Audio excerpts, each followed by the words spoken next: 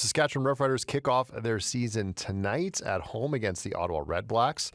The Riders fell short last season, losing the West Final to Winnipeg. Can they finally get over that hurdle and get to the Grey Cup for the first time in more than a decade? To answer that, or to help us answer that, I'm joined by Joel Gasson. He's a writer and podcaster for 3 Down Nation. And Joel joins us now in studio. Good morning, Joel. Morning, Adam. Thanks for having me. You're very welcome. So, Joel, hope springs for the Rough Rider fans at this time of year every year. I know there's a lot of expectations, maybe not always the same year after year, but what are you expecting from the Riders this season? It's really hard to say at this point. I mean, I think this is a season that could be like none other that we've seen in the CFL in a long time. I think sort of the general consensus from a lot of people is, I think right now heading into this year, you could easily say, you could make an argument probably for 8 teams that could win the Grey Cup this year. I think for the most part, people generally don't expect the Calgary Stampeders to be that competitive and be sort of in that Grey Cup range. But hey, it's the CFL, anything can happen, right? So, but yeah, I think the Riders are definitely one of the, if you had to pick a handful of like true contenders, they should definitely be in that mix. But hey, stranger things have happened in this league, right? So we talk about changes, and some years there's more turnover than others. What changes for the Rough Riders have caught your eye this season? They didn't really have to make a whole lot of big changes. I think if you want to get into sort of the roster, I think sort of the biggest change was perhaps at backup quarterback. It remains to be seen whether Jake Maier is truly the guy or not, but they have that veteran experience behind Trevor Harris now, should he get injured again, which has unfortunately for the Riders been the trend the last few years. So, you know, it's the CFL. It's professional football in general these days. You're going to use all of your quarterbacks at some point or another. So for Cory Mace to have that guy that he trusts behind Trevor Harris is a big deal. I think there's still lots of question marks about Jake Maier, but that is certainly a thing. The other question will also be, where are they going with the secondary, I think is what a lot of fans will be looking at. You know, Tavon Campbell, the Regina Rams product, is back in the system now after a few years in the NFL. He's expected to improve what was a good secondary in some ways with, you know, like the names of Roland Milligan Jr. and Marcus Sayles last year. But after that, those other 3 guys were kind of hit and miss. So I think they're looking for a change there in a way where they can continue to sort of play their base zone defense, but maybe be a little more aggressive at times in man-to-man as well. Yeah, that secondary got exposed a bit in that playoff game against Winnipeg. Speaking of Cory Mace, you know, Cory Mace has been, I think, a bit of a revelation for Rough Rider fans. They like his style. They like his demeanor. He's really good with the media. He's good in the public. But on the field, people are going to be judging him in his second year, along with Mark Mueller, his friend, who's the offensive coordinator. What are they needing to do to show fans that they're taking that next step in this second season? I think the games have to be a little cleaner.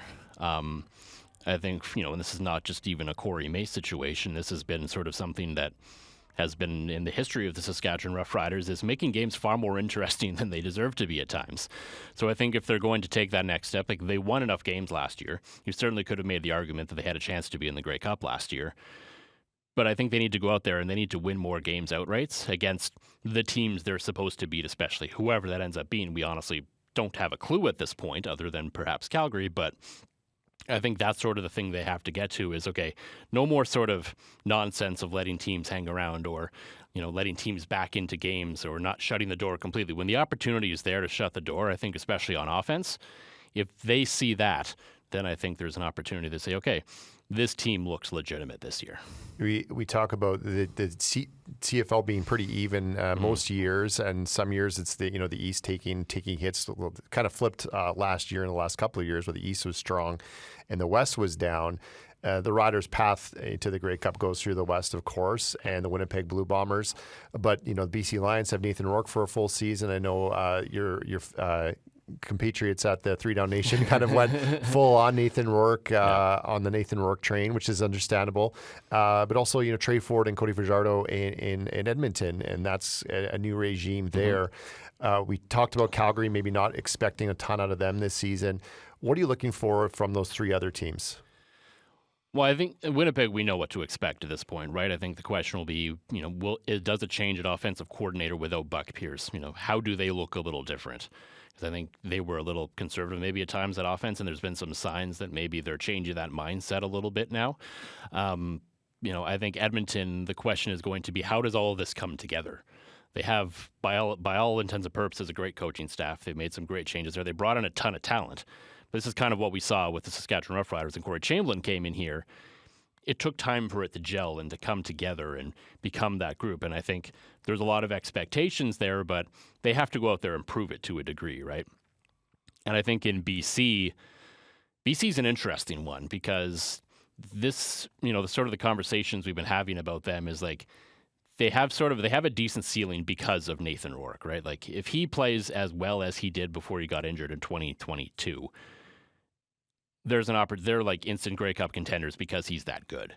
If he's not, if he's a little under or if he's sort of average, the floor could be really low for them because it didn't feel like they did a lot around him.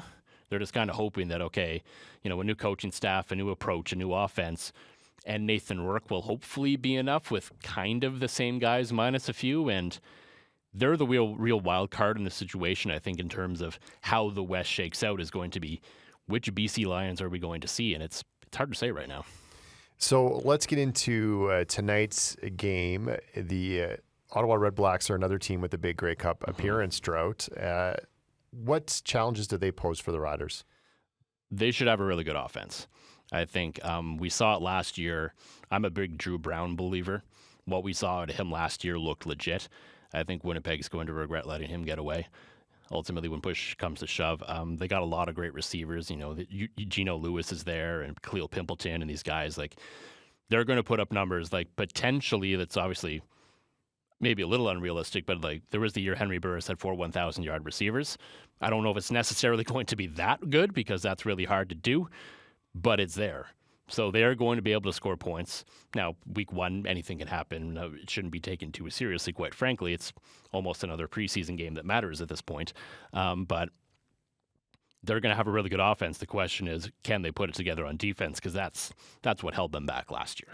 What are the expectations, and what are you and your friends at Three Down Nation and the others expecting from the Riders this season? I think everyone's expecting them to be pretty good. Everyone has them in the conversation as a Grey Cup contender. When we did our power rankings this week, like the way our power rankings work is there's a spreadsheet, and there's a number of us label the teams 1 through 9. And when I looked, I believe most people had the Riders at least top 4, which definitely puts them in the conversation for, Grey Cup contender status at this point. The games still have to be played, though, so we'll have to see what happens. Joel, thanks so much for joining us. Yeah, no problem.